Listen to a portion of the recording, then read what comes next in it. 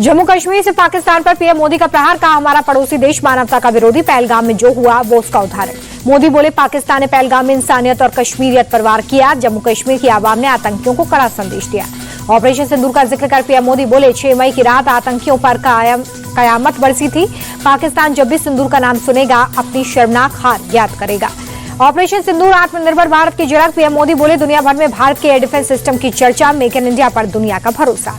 चुनाव बिल से पीएम मोदी का पाकिस्तान को सीधा पैगाम, दुनिया के सबसे ऊंचे रेलवे पुल पर शान से तिरंगा लहराया। पीएम मोदी ने किया दुनिया के सबसे ऊंचे चुनाव रेलवे ब्रिज का उद्घाटन, एलजी मनोज सिन्हा और सीएम उमर अब्दुल्ला भी मौजूद रहे।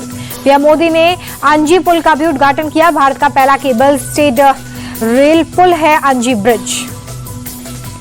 कटरा श्रीनगर वंदे भारत ट्रेन को पीएम मोदी ने दिखाई हरी झंडी, 10 घंटे का सफर अब 3 घंटे में होगा पूरा। पुलिस ऑफिसर पर गिरी भगदड़ हादसे की जांच, बेंगलुरु के कमिश्नर समेत 8 अफसर सस्पेंड।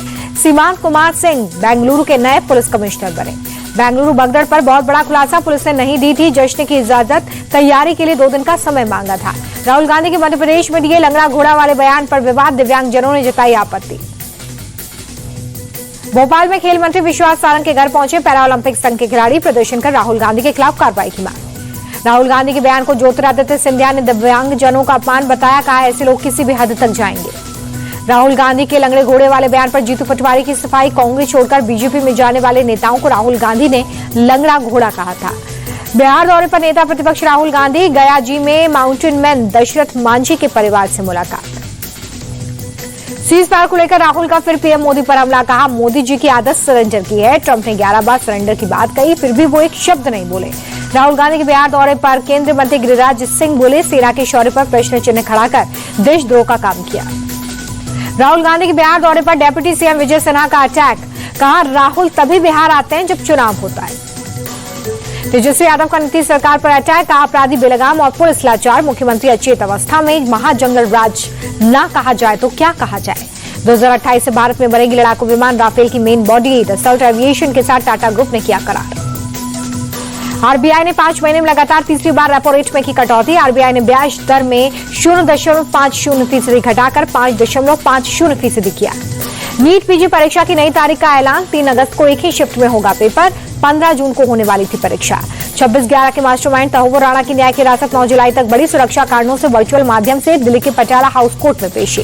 जातीय जनगणना को लेकर राहुल गांधी का मोदी सरकार पर अटैक, कहा कि ये कभी भी सही जातीय जनगणना नहीं कराएंगे, जिस दिन सही आंकड़े आए उस दिन इनकी राजनीति खत्म। जातीय जनगणना पर अखिलेश यादव का बड़ा बयान, 2027 में पीडीएस सरकार कराएगी यूपी में जातीय जनगणना।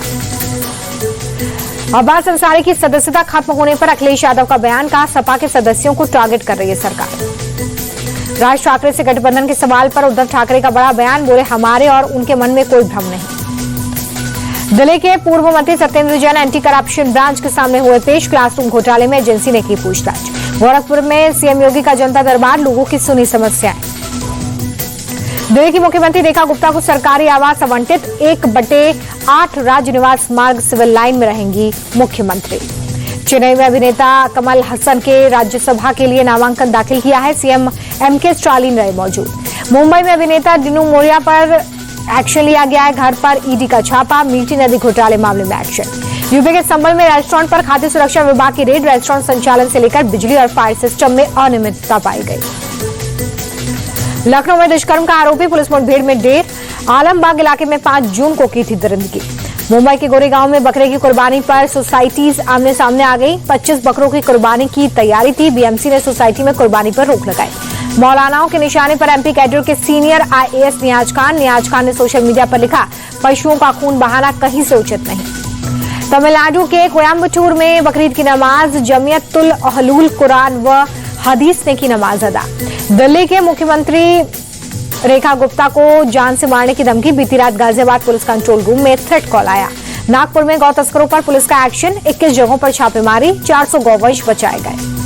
असम के कई जिलों में बाढ़ बारिश से बिगड़े हालात, ब्रह्मपुत्र नदी का जलस्तर बढ़ा। असम के मोरीगांव जिले में बाढ़ की स्थिति में थोड़ा सुधार, 117 गांव अभी भी जलमग्न। सिक्किम के चटेन में फंसे पर्यटकों को निकालने के लिए अभियान जारी, सेना ने हेलीकॉप्टर से रेस्क्यू किया। अमेरिकी डॉलर के मुकाबले 11 पैसे मजबूत हो गया, रुपया 85 रुपये 68 पैसे पर बंद।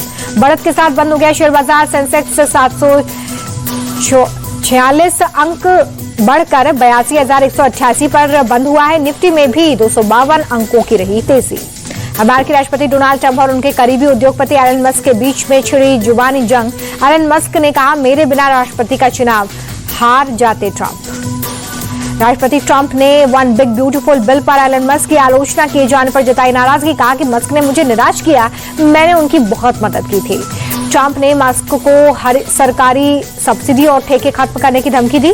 3 लाख से ज्यादा की सब्सिडी मिलती है मस्क को। ट्रंप की धमकी के बाद टेस्ला के शेयर 17% गिर गए हैं।